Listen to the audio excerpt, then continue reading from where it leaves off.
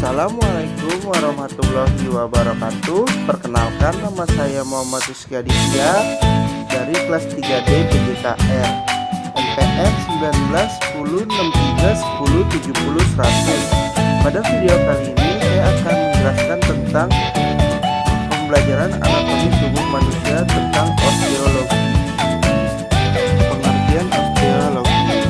Osteologi berasal dari bahasa Yunani yaitu osteon atau tulang dan logos atau ilmu. Jadi osteologi adalah ilmu anatomi yang mempelajari sistem pertulangan pada manusia, dan untuk sistem pertulangannya sendiri dinamakan skeletik. Fungsi-fungsi tulang. Yang pertama ada support, yaitu pemberi bentuk tubuh dan mendukung organ-organ lain.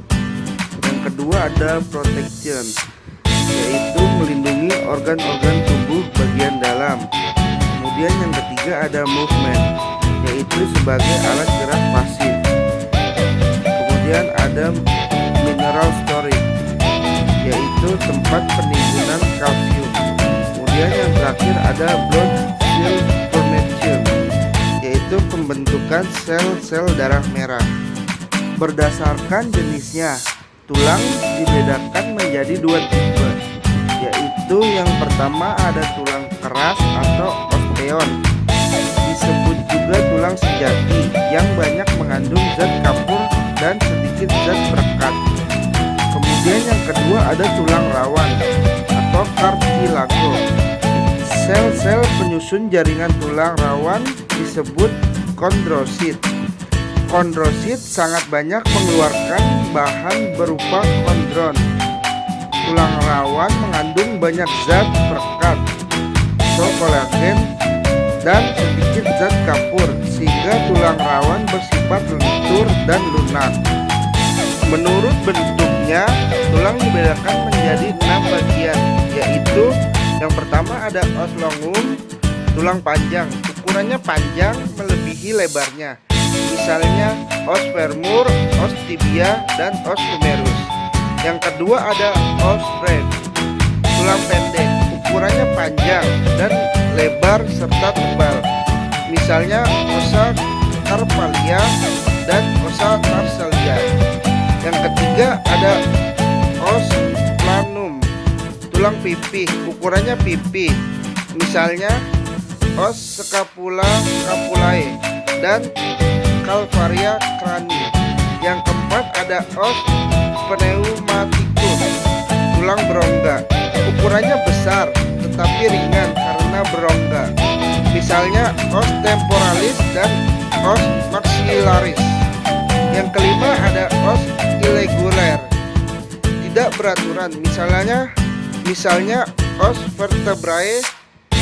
Dan yang keenam ada os sesamoidea, tulang yang terdapat pada persendian, misalnya os patella, dan beberapa tulang persendian jari-jari tangan dan kaki.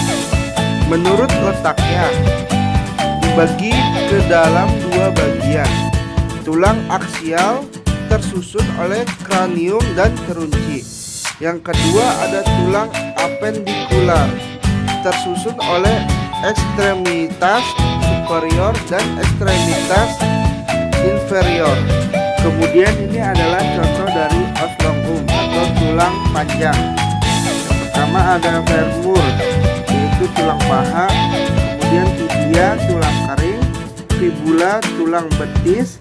Dan humerus, tulang lengan atas. Kemudian contoh yang kedua ada os breve atau tulang pendek. Contohnya adalah ossa carpalia dan ossa tarsalia. Ossa carpalia adalah tulang pendek yang berada di tangan, dan ossa tarsalia tulang pendek yang berada di kaki. Kemudian yang ketiga ada os planum atau tulang pipi. Contohnya adalah scapula. Scapula juga dikenal sebagai tulang bahu, tulang belikat, tulang sayap, atau tulang bilah. Adalah tulang yang menghubungkan humerus dengan clavicula. Kemudian ada calvaria crani, adalah bagian atas tengkorak. Ini adalah bagian atas neuro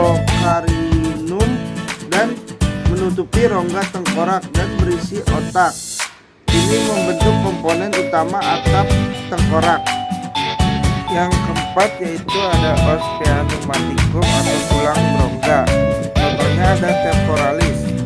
Temporalis adalah tulang temporal dilapisi oleh sisi kepala yang dikenal sebagai pelipis dan menjadi tempat struktur telinga. Kemudian yang kedua ada os maxilla atau rahang atas. Rahang atas adalah rahang yang terletak di sebelah atas, di bawah hidung, di atasnya rahang bawah, menyusun sebagian dari hidung dan langit-langit. Yang kelima ada os irregular atau tulang tak beraturan. Tulang tidak beraturan adalah tulang yang tidak memiliki bentuk spesifik. Contohnya, tulang tidak beraturan adalah tulang pinggul, tulang belakang, dan tulang penyusun wajah. Kemudian yang terakhir atau yang keenam ada os sesamoid atau tulang yang ada pada persendian. Dalam ilmu anatomi, tulang sesamoid adalah sebuah tulang yang terletak di sekitar persendian atau otot. Contohnya ada os patella atau tulang lutut, tulang yang berbentuk segitiga dan tebal yang akan bersendi dengan tulang paha atau femur. Fungsinya adalah membungkus dan melindungi sendi-sendi lutut. Terima kasih. Mohon maaf apabila ada salah-salah kata karena saya masih dalam tahap belajar. Kurang lebihnya mohon maaf.